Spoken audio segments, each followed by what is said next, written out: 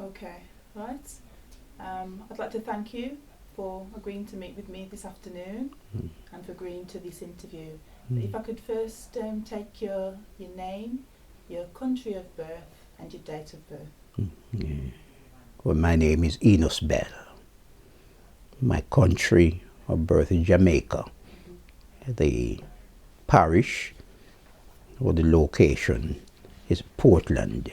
So I was born in Portland, Jamaica, in the year 1930.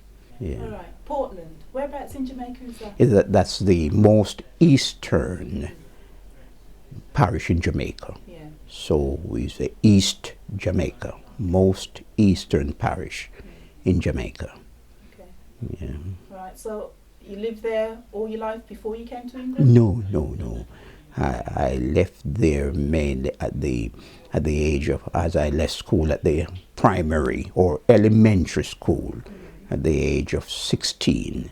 And I went to Kingston at college for further my education at Bodmin College. Okay. Jamaica. Let me talk to you about your childhood. Yeah. What do you remember from your childhood? Well, I was the last of 8 children. Last of 8 children, 4 boys, 4 girls. And as the last child, I was especially loved and cared for, and maybe spoiled if, for the want of a better word. Yeah. But I was that's the last of 8 children. Yeah. And your parents? Well, my parents, at least it is said my mother had me in her old age, so say she took special care of me. They were religious, very, very religious, from religious background. And my, basic training was on the religious side. In fact, the primary or elementary school that I went, it was a church school, Church of England school. And we were brought up in a very, very strict religious background. In fact, my father, he was the leader of that church in our local community. We say he was the head elder, for 25 years in that church. So he taught me a lot concerning religion, God, and how to behave in a community setting, what to do and what not to do. It was always thrown at me. So I have all these things before me. Yeah. Were you a close family? Very, very, very close indeed. Very, very close indeed. What affects one affected the other. And you see, in those days, we were not only disciplined and what we would call encouraged by father and mother, but you have older brothers, aunties and uncles. So we lived in a very, very close-knit community and family setting. So you had a large extended family? Yeah, oh yes. And not excluding friends also, who actually relate themselves as a family setting. Yeah. And in those days, even distant relatives or further down the line, we call each other cousins and auntie and so forth. Yeah. So it was a very, very close community in which I grew up to the age of 16 years. Yeah. So what employment were your parents involved in? Well, my father, I knew, started his career as a teacher. Yeah. In Jamaica, we had this education system when you had first, and second, and third Jamaica local exam. And when you pass the third Jamaica local examination, you can be employed as a it wasn't primary, or a probationary teacher. Oh. and that's my father's. His older brother was the head teacher of various schools, mainly in mid-Jamaica in St. Catherine, and he worked with him for a number of years. That's my father. That's where he began his career. However, I wasn't born yet, but I was told because of some misadventure also. Well, he didn't continue. He left, and then he began his farming and planting, various local carpentry and more other odd jobs to make a living. And during that time, he met my mother, and they got married and reared a family. Yeah. So what did your mother do? Well, my mother was mainly a housewife, but in those days, the ladies, they were taught from school to be as active as possible. So my mother was she wasn't a qualified dressmaker, but she could do quite a lot with her hands, make her own little dresses and thing instead of paying for or the dressmaking things for the girls and things. She did quite a bit for herself, but she wasn't a professional dressmaker. And in between, she did her marketing, buying and selling things, because we had a fair amount of land and they were very, very fruitful. And then we could always gather things, fruits, bananas, breadfruit, pears, pineapple, name it. We had land they grew on. So she could always find things to sell, and when we didn't have enough, she used to buy things and sell locally and also in towns further afield. Okay. Did the children help out in the work? Did you and your brothers and sisters help out at home? Well, we had to. When from a very young age, you had to be very, very active. In those days, although Portland, where we grew up, it was fruitful, a lot of rain, water, and everything. Vegetarian was all around us, but we didn't have running water in the house as such. We had to go. I think one time when we got about, it would be outside nearly half a mile to fetch water, especially drinking water, from what we call the top river. Actually, you could hear the water coming out of the ground, and you have to fetch water. Also, for cooking purposes, we didn't have all these the present and devices. We have got to use by fire, by wood. Light the fire, and we had all so we had to go and cut wood, dry trees and all that. We were very prevalent around us, no problem with that. But you just to go and fetch it. You as the younger ones, from your about 8, 9, 10 years, you have got to help in these activities around the house. So would you have considered your family to have been, let's say, poor or comfortable or well off? Well, I would say we were poor. We were poor because many basic things we didn't have. And as you know, poverty, when I studied sociology, poverty was what you call relativity. You see, it's not say just a standard thing. In our eyes, in my eyes, we were poor, but to other people, we were better off. Because we could always find enough food to eat. We had limited clothes. We had a roof under which we resided, while there were some didn't have those basic amenities. So, but anyone asked me in what environment I grew up, we were poor because many basic things we we didn't have. Yeah. Okay. So you were quite young, or a young child during the war, the Second World War? Yes, when the Second World War broke out, I was 9 years old. Yeah. What are your experience of that? Did that change your family life at all in Jamaica? Well, to an extent, because things were difficult to get. And sometimes when they were available, the monies really were short. Basic things, even anything that was imported, because imported things were very, very hard to come by. You see, they were used for more to supply, for military purposes.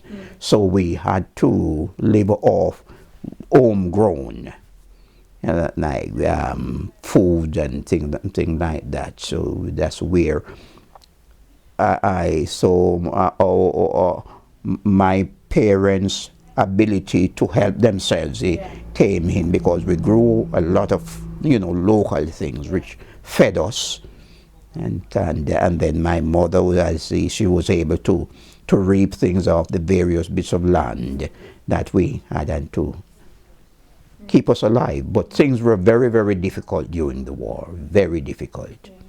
Yeah. Do you remember being afraid at all during that time? Yes, sometimes news came over that, especially when France surrendered, I could remember hearing that, and Britain was left on her own. That it was before America came, joined in the war, and Britain, as if it were left on its own, and the news were coming that Britain really were on the verge of surrender. But I said, Winston Churchill was then the Prime Minister. He really gave some, very, very, he made some very forceful speeches that Britain should never surrender. And they will fight on the land, sea, and here and all. That time we were the West Indian Islands were colonies of this country, and although we did not, we lent support, both manpower, and so we did monies as well, and many other products. So we stood behind Jamaica, and other colonies stood behind Britain during those very, very dark days during the war. I could remember it very, very clearly. Yeah. Did you fear that Germany would? Yes, we had a fear. We had a fear because some who were scaremongering, they saw German submarines all in the around Jamaica, or heading for, like Jamaica heading for America, and that they quite likely they might bomb the Jamaica, or whenever any ship would sail out or from Jamaica, they would torpedo. So we were living in some element of fear during that time. Yes, very, very fearful. And we talk about the evil of Hitler, his thing, and his attitude. He wanted like a super race, something like that, and you would wipe out all black people. So we were very, very fearful. Yeah. And then the end of the war came in 1945. Do you remember celebrations? Celebration. Yes, people had street party all over the place, and they sang, and war over the song war. Everything will come cheaper, or that. But there was great celebration, tremendous celebration when the war was over, and that was 1945. So you would have been, what, 15 then? Yes, yeah. Okay, so at the age of 15 or 16, you said you moved to Kingston? Kingston, yes, just after the war, and went to college. Well, during that time when in those days, left what you call elementary school. I suppose it's primary, they call it here also, but that was from 8 to 15, and if you show some sort of ability, you continue until 16. Well, during from I was 13 years old, and taking extra studies, we call in the afternoon, and preparing us for Jamaica local examination. And I reached what we call the second year, what's called the first year and second year examination, and I was looking towards the third year, and then but my parents wanted me to go in teaching, but I didn't fancy teaching. I was more thinking about accountancy and the relevant subjects or occupation, because I had I know a man in our district who went to he went to college and university, and he became an accountant. And also I was modeling my career of one of our politicians, F.A. Glasspole, who at that time he was deputy leader of the People's National Party, and eventually he actually became the Governor General of Jamaica. And he was a brilliant politician, and he started from very humble. Behind my, I modeled I would like to be like Glasspole. He was like my role model. You see, and so and then I heard my father and my aunt talk about sometimes teaching is boring and takes a lot of time, so I didn't fancy teaching. So I had a brother and other relatives who reside in Kingston. I thought we would go there to college and to study. So were you involved in politics a lot? Yes, very, very, very, very, very much. That's really, I must say, was one of my downfall, because instead of concentrating so much on academic studies, really, I began to study politics, more involved in politics, actively involved in politics for a very young age. Then the college where I attended, we have different clubs, different after-school clubs, and I was involved in the political side, and in very, very shortly I became the vice president of the political arm of the college, very young age. And well, in fact, the assistant headmaster was the president, and he was, well, I think he was our form teacher, and also I watched him and everything, and I began to pattern him also, and I became deeply involved in politics. Was this in Kingston? Kingston. Yeah, and during college time. Well, I started there then. Yes, that's where I started my. So what attracted you to politics? Well, in those days, it's thought that a successful politician is a man, is like a role model. A successful politician, we will say, you could go far. You could become a member in Jamaica, member of the House of Representatives.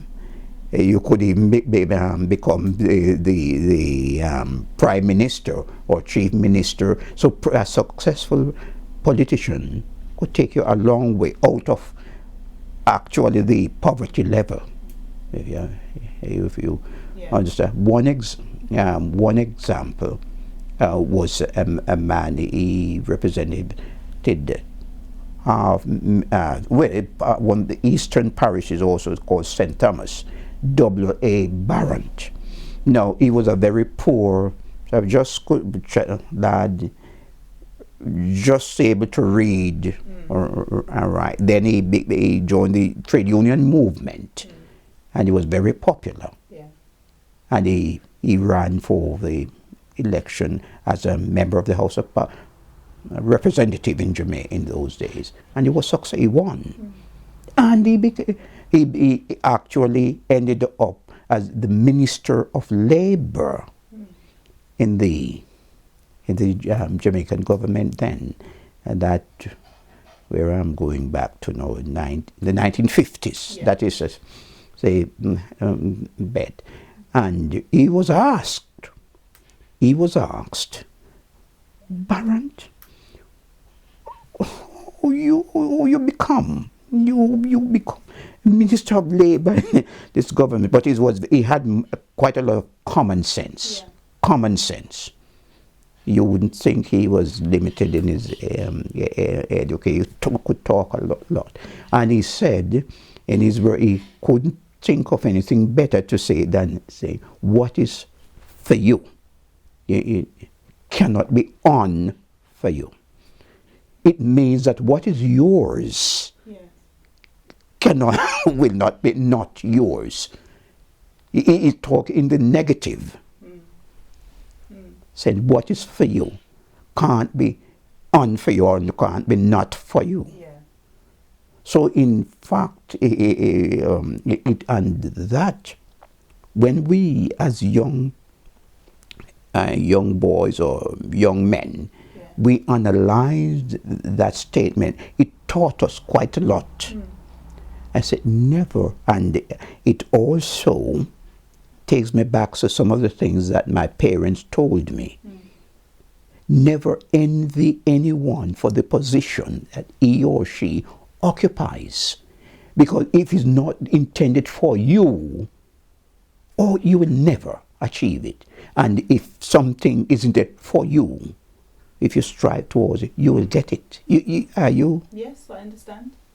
So with his, people took what this man said just as a joke, and because of his lack of mastering English, and as a joke, and boy, what is you go about and say, boy, what is for you can't be. But some of us, and I for one, I took it very, very seriously, because it's a statement of truth in its negative. Consider yourself to be an ambitious man? Well, what it boils down to, and I'm going to be honest with you. Please do. So it works out to, I never proved to be an ambitious person, because if I was really an ambitious person, I could have achieved much, much more than I did. And when I assess my life and look back, I saw where I failed myself. I tell you why this, instead of studying hard, working hard, I thought of this political issue as an easy way out to get where you want to, which failed. And also I leaned on not only on politics when I was at college. Instead of studying very hard, I was really more also interested in sport, in particular cricket. And I spent a lot of time, when it's not politics, it's cricket. Those were my two ambitions, either to succeed in politics or to succeed in cricket. And in fact, I would say on the level that I should have achieved, I failed, because I never become a top politician nor a top cricketer. I was floating somewhere in the middle, which got when at the end, I failed. And even though I was spoken harshly, like by my tutors or other relatives, for concerning wasting your ability on things, because I knew I had it, but in the end, being on the middle ground, and in a large city, you become popular. And that affected me. I became quite popular, both in politics and in cricket, because political time of politics, and that after I even left college, they sort of me out to talk. I even my life actually was in danger, because there were two main parties in Jamaica. Jamaica Labour Party and the People's National Party. And I began known around, and they tried, both in Kingston and even back, when I would return to my home district, both sides want to enlist me as a spokesman. In Jamaica they called it henchmen. And then where I posed for sometimes to be a dedicated Labour supporter when I'm among Labour rights. And when I'm with the People's National Party, we call PNPites, I posed to be a supporter. And unfortunately, it was known. So what in Jamaica they call it, like you're a fifth column. Have you heard that term before? You're a fifth column. That's what it means. It means actually like you're a traitor. Okay, right. Yes. So And my life was threatened. Yeah. Oh yeah. physically threatened. Physically threatened. Oh yes. Because and you see, there again, going back, why relatives of mine warned me, look here, you're going into a dangerous situation. Continue on the academics. So don't bother with politics, don't bother, get out of that and try to achieve something, because you can do it. But so really I especially in Kingston, I became popular. Then my employment in Jamaica, when I left college, I worked with the Jamaica Omnibus Services Limited, on the buses. Then it was Jamaica Omnibus Services operate the transport in Kingston, and I worked with them as a conductor for many years. And then you became even more popular. And in so much that for like a friend or acquaintance of mine would say that I really could remember things, very active in my early 20s would say, they called me Leslie, you remember when Manley spoke at Halfway Tree at so and such a day? What did he say concerning Jamaicans? And I could tell. He said, what did Glasspool said when he talked in Central Parade, that such and such a day? What did he say? So again, I could tell you.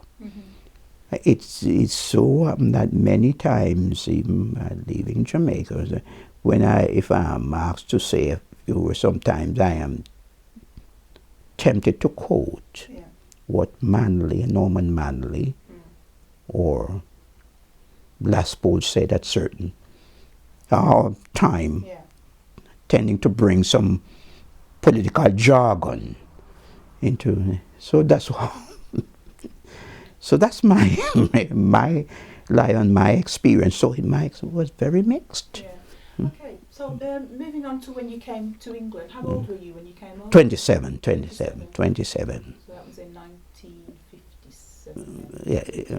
Yeah, 58. Because when I came, I wasn't yet 28. When I was still 27 going.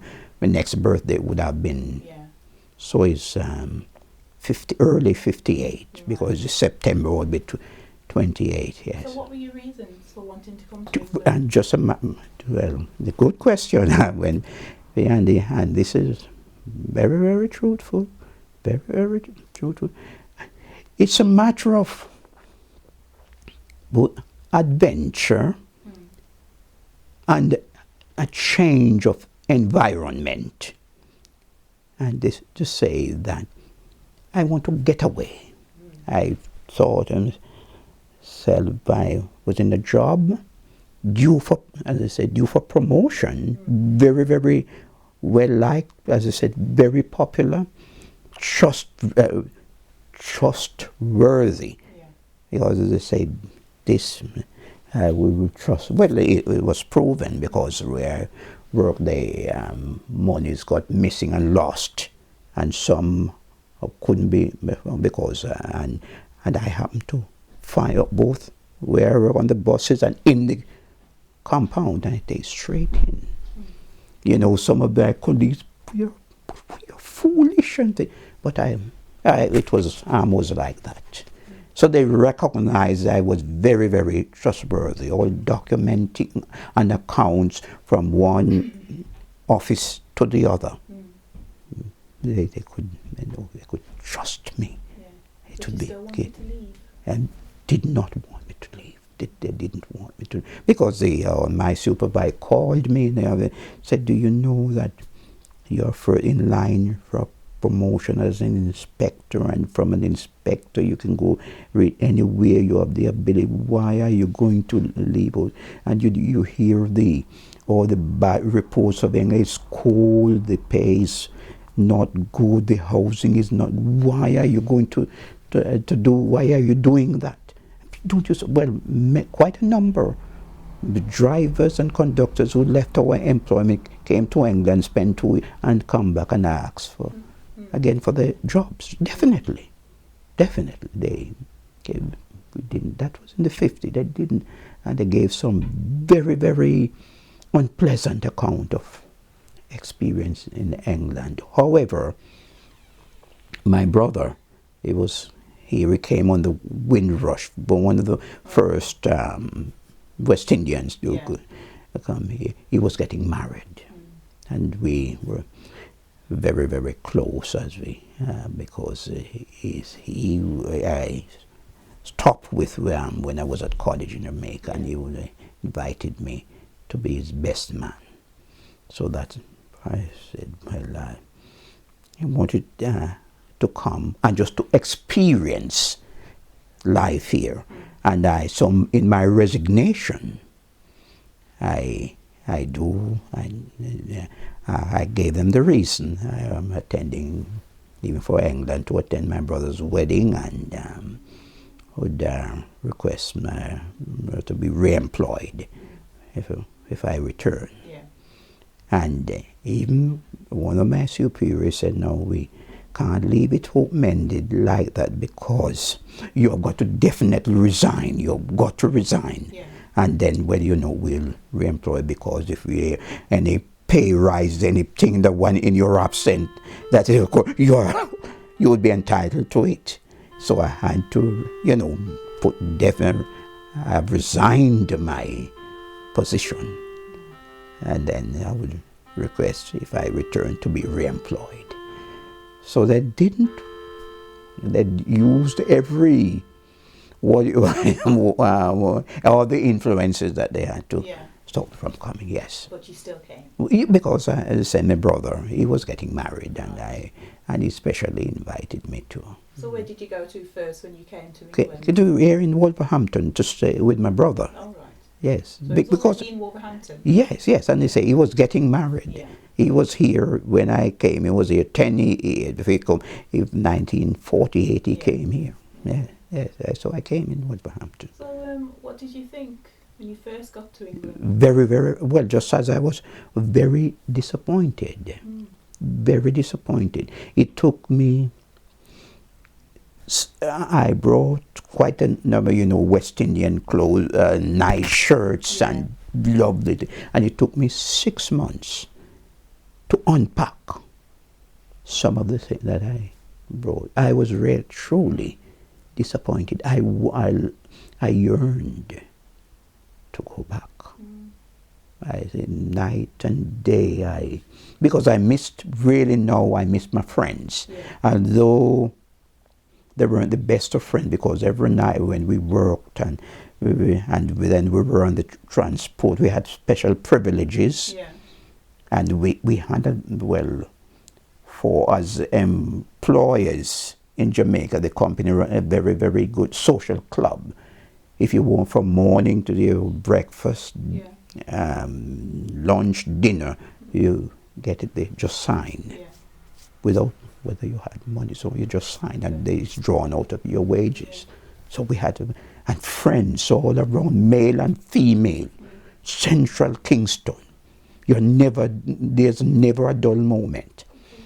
And really, that's what something why you pop everywhere you go, male and around. Sometimes it got too much. And so with the invitation from my brother to come here at his wedding, gave me a good excuse to. So when I came and so the dreariness without any friends and to be, I actually felt I couldn't take it. And the yearn to return. How long did this yearning last for? Well, I would say for about a year. And then I began to, about 3 months after I came, I began to work with the British Railway as a signalman. That's the job. As a signalman, I worked. And then the truth, nothing but the truth, is that my pay, sometimes when I worked a good week in Jamaica, I worked nearly twice of what I got. I got what, £6,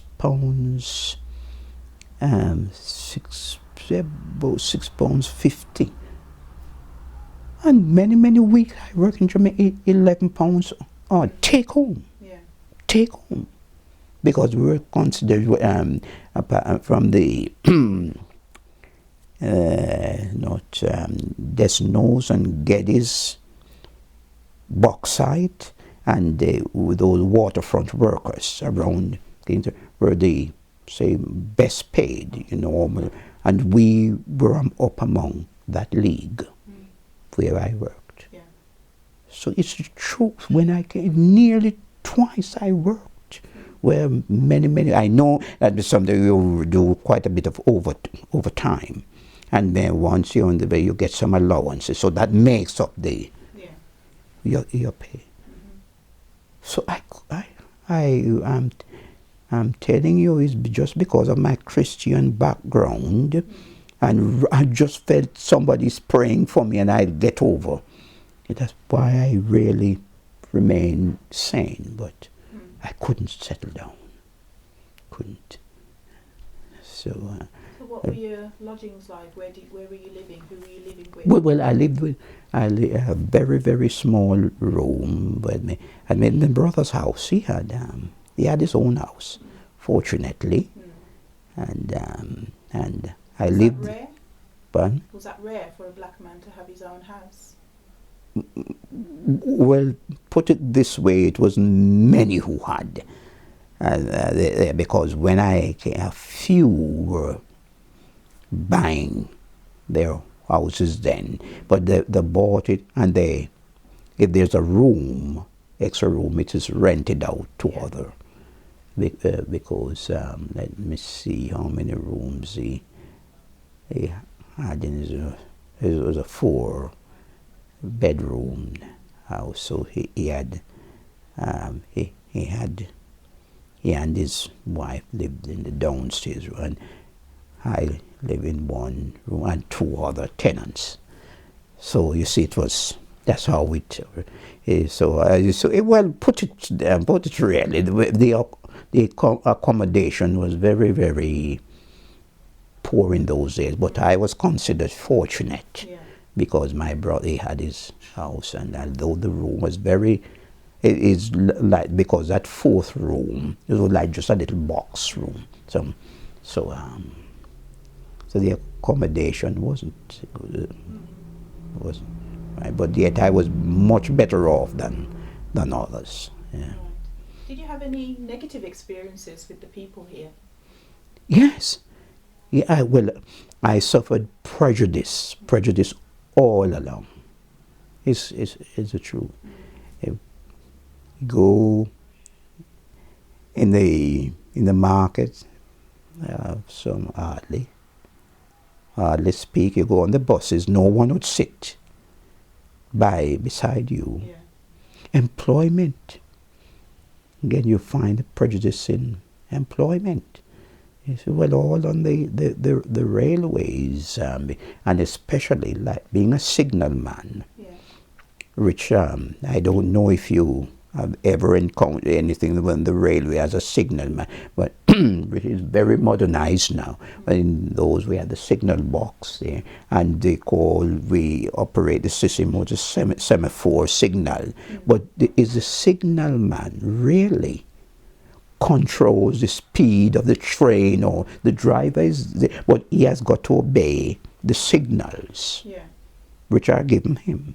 And we are up there, we know the situation on the track.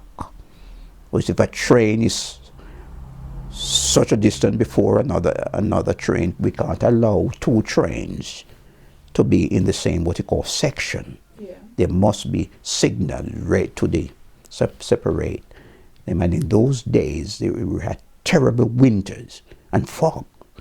And so we had to, you had to obey the rules, know what you're doing. Yeah. And as black men, we had encountered a lot of prejudices with the white signal men. We shouldn't be there. Our superiors, inspectors, they wanted to treat us as nothing. But Jamaicans are very adventurous, and they don't take no for an answer, or where their rights are, will fight for it. And I remember a number of us wouldn't take the disadvantage laying down. They were and they would name him, because then we had to fight. And what ways? Fight? Well, we talked to him, and when we recognize that we are being disadvantaged, I didn't do it. I really did. I was but some determined and to use strong Jamaican unprintable language too. So these inspectors we'd never heard of before. For example, manpower was short in those days, and as a signalman, you are not allowed to work more than 12 hours on one shift. Whenever the 12 hours up, and you are not relieved, you have the authority to close that station down. Yeah. Book off, and home. But like the English signalmen, they couldn't dare do that. We're so much afraid.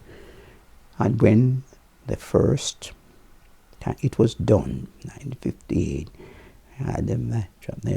his name was Khan, half Chinese from Jamaica. Yeah. And he again, and every day he just tried to save to get back home. Because his parents there had business, half China, they had business in Jamaica. Yeah. To get, so he would do anything to get home. And we used 12 hours, and sometimes nobody relieved him, and he signed it off on the district inspector. You can't do that. And he measured. Because many of these, because you're black, or normally they use 4-letter words. Yeah. And then, he measured, when that would say 1, he said 20 of that sort of language. this inspector to, you're sacked on the spot. So you don't dare not, I have my right. He didn't even bother to you go through the union. That's where, and the management in Birmingham got hold of it, right? And the next day they were both called to be interrogated. And he told me 12 hours, that's where his right was right already. He's entitled just to be home. And this man told him, you never do that. And he said, I repeated it to him. Instead of him being reprimanded, and actually he's just on the nail tip. He didn't lose his job. And because it was said that this Jamaican, see that he's sacked, he has lost his job. That's what was told to. And he came back victorious. And the man. How did that affect? So that was the beginning for us. Because we kept, as Jamaica, it was about, how many of us on the street? About 4 of us. So we kept together.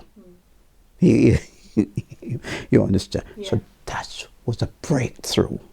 So that helped you while you were working there? Yes, for us. A stepping stone. That we said no one of them should treat us just as they.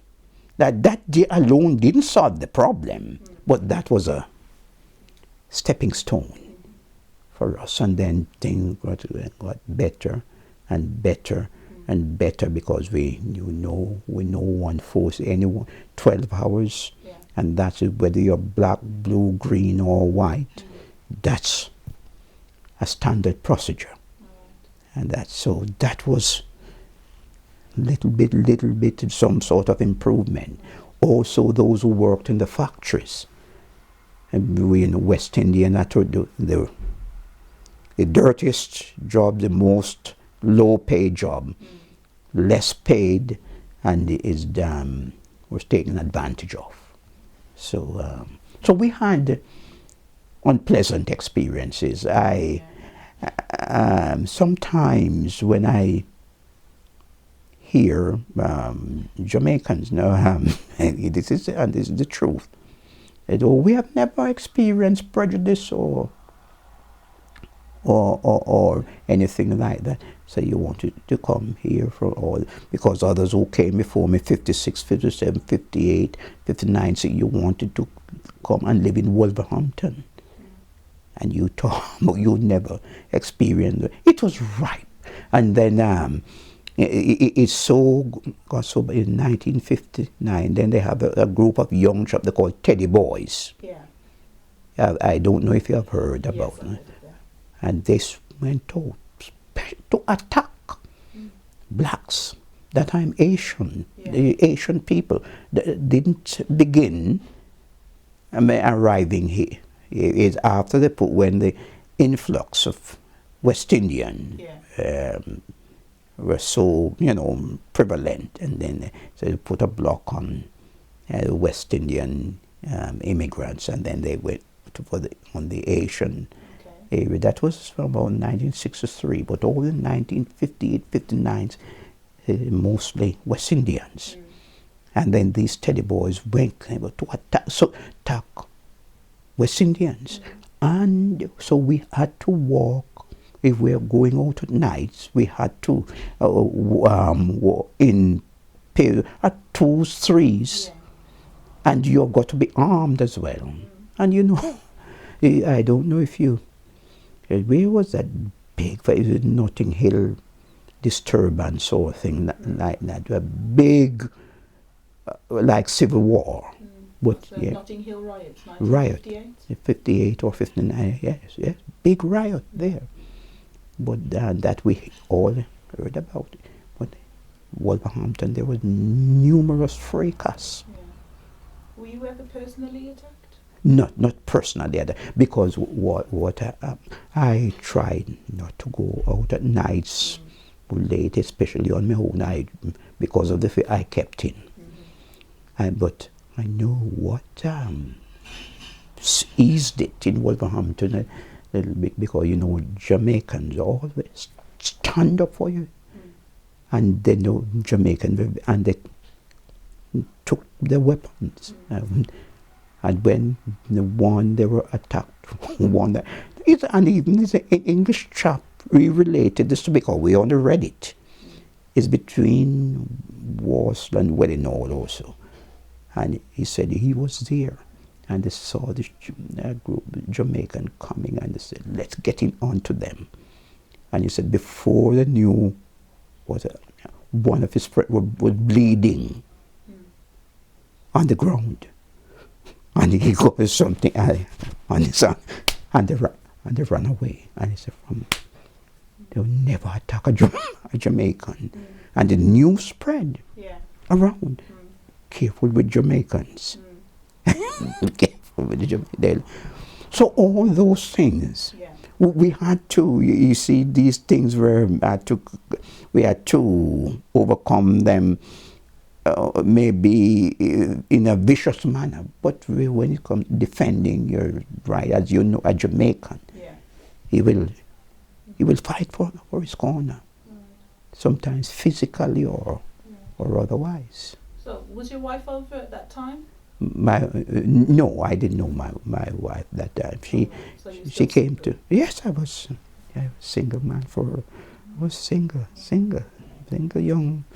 So I had all these experiences, but I tell you what, I recognize that in all these things, my religious background safeguarded me, gave me a good foundation, because while I'm telling you, weekends, I know friends would say, look here, let's go there and there, and let us confront. If they confront, we are not going to cause any trouble. I remember I said, look here, I come from Jamaica. I never experienced anything like this.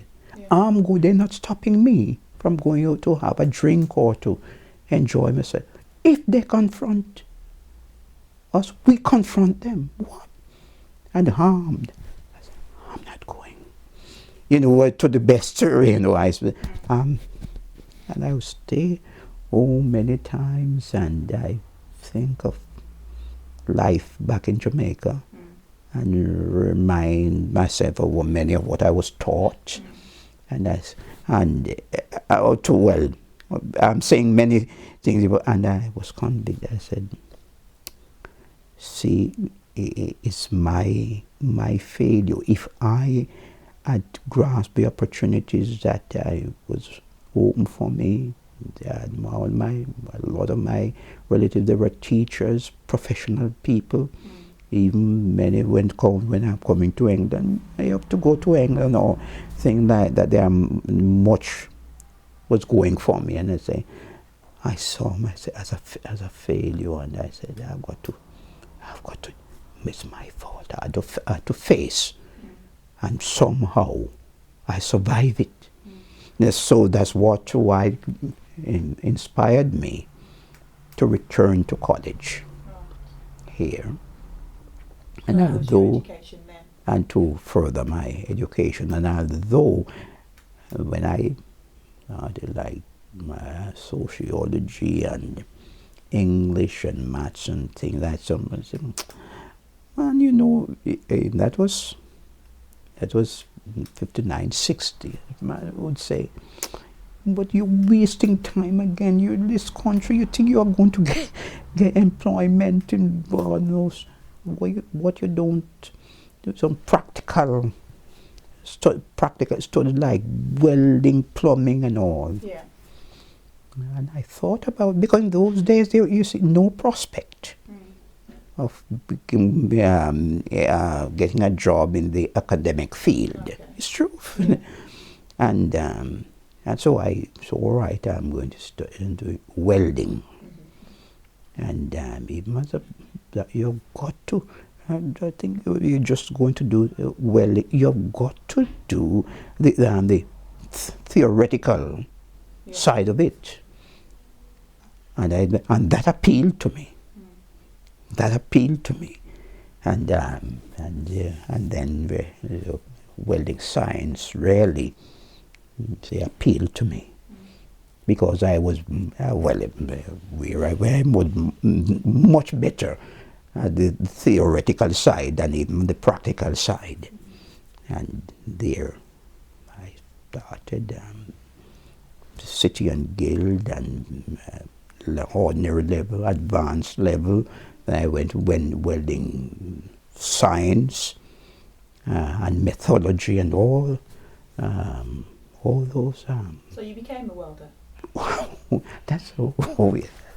So it was in 1969 or 68. Yes, 11 years I worked on the railway, and then all in the evening I was studying and practicing welding craft at Wolfram. Because that time it was named Wolfram College. Yeah. It was just some huts around just off Piper's Road. You know where that big law court? Yeah. That's where some little huts. Okay. Wolfram College little huts. Really. And at evenings we attend there. The welding craft, the practice and the theory. And I think it was 1963 or so. Then that Woodley College there was open, Wolfram College. In Paget Road was opened, and we continued. Right. So you had your family then, while you were studying? Yes. That because in 1963 or 63, I got married. 64, I think. Yeah. How many children do you have? I've got this son from Jamaica. Well, I have three children. Yeah, three children. Yeah. So that's where, and then I started in the welding industry. It was up and down until, because wherever stage you begin, you have got to begin at the low end of the scale, low paid job until I achieved something quite is an interesting art, interesting employment. You can get a lot of satisfaction if you work for the right firm. A lot of satisfaction, because really I got a lot of satisfaction knowing that I can make something. You get just a little bit of steel or a little bit of thing, and you can make accomplish a finished product. Is so many times say not on your own, you work as a team, and because that was my achievement. Remember, I worked in dances of Netherton, and sometimes if you young children from colleges, they're invited to come and see what pressure vessels are made. You see these large tanks that hold thousands of gallons of petrol or oil, the oil tankers going around the world. Well, so that was our specialty with that firm, these big, large pressure vessels. And it's interesting to see from the little bit of steel, flat steel, how it's bent by the bending machine, and then when we get it to begin to weld in sections, and how the process, and the satisfaction too that I had is like some of these firms, they're like at that firm, the senior foreman, he had strong faith in me.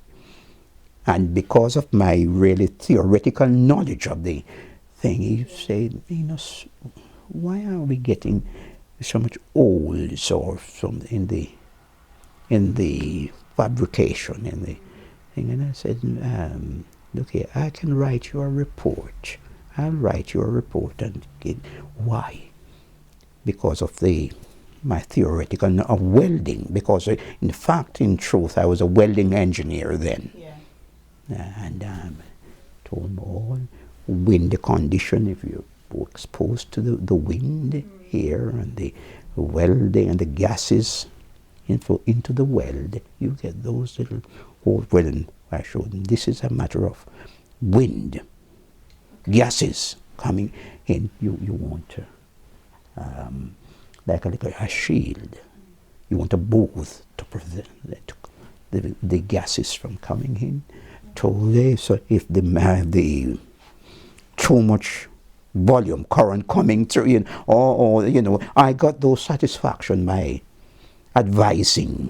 Okay. I wasn't paid for then, but I got privilege. Some would say, "Well, she's showing off his knowledge," but it wasn't that. When the foreman and I could walk around because he believes in me. Okay. I haven't got to do. I wasn't paid for it, but I haven't got to work hard. All right. They didn't know that I could put my welding equipment down and stop repairing, and I walk around and things like, because it liked me. Okay. Yeah. So you had a lot of success and achievement in your employment. Yeah. You also had a lot of success and achievement in your religious experience as well. In my Religious experience, spiritual. well, oh yes, in my. I recognized when I was, getting older in 30s and begin 40s that I'm reminded of my religious background, and that instead of like partying on things, there is something better. Yeah.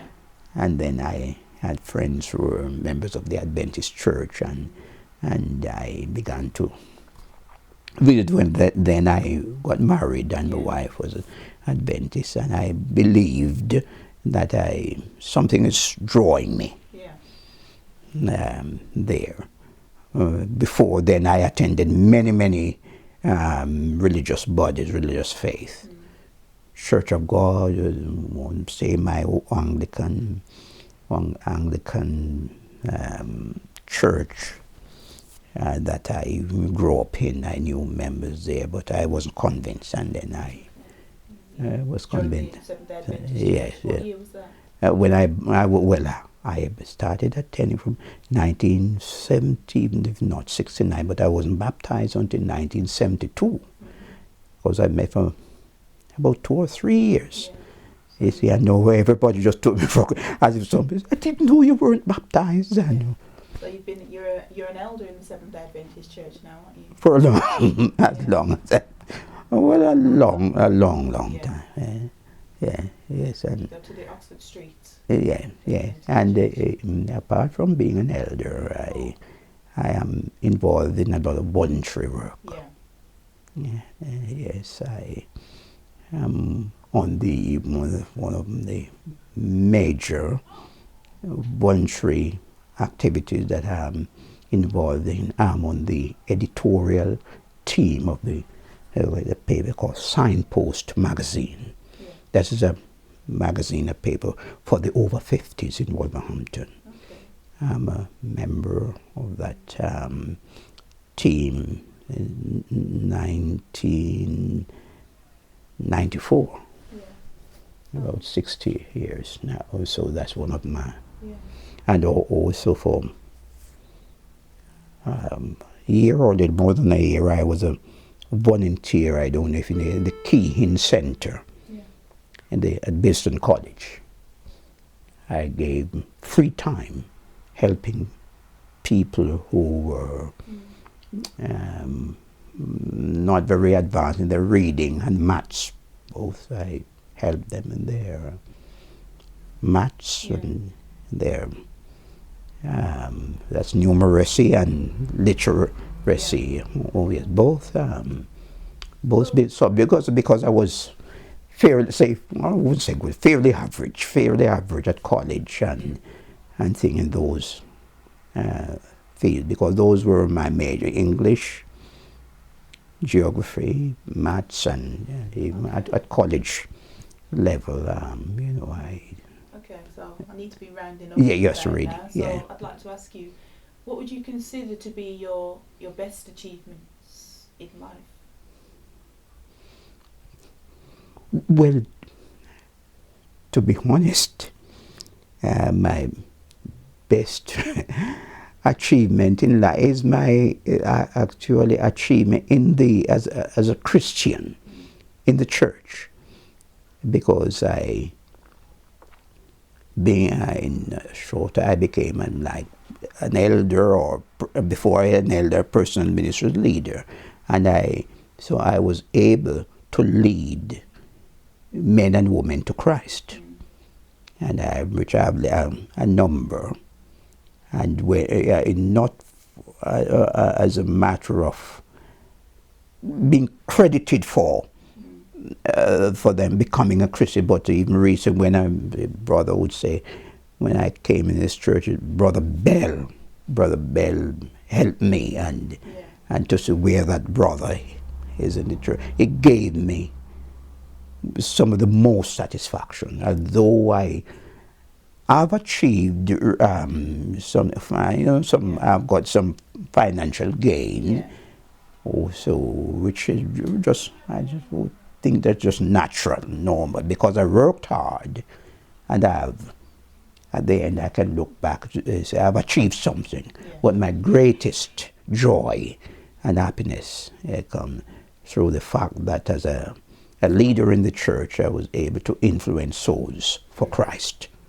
That's my greatest satisfaction. So looking back, I look back at my failures, and I saw the way in which because I'm a strong believer in God, the way in which God has led me. So has led me, just like I say Moses, where he started as like a prince in Egypt, and he had to run away into the desert 40 years, and then he came and he had the hardest task of leading the children of Israel on the borders of the promised land. So God has a plan for unjust. I saw my root in that, among the disappointments, the sadness, the loneliness, and today I am happy, in in the little that I've achieved in life. Okay. Well, thank you very much, Brother Bell, for talking to me this afternoon. Okay.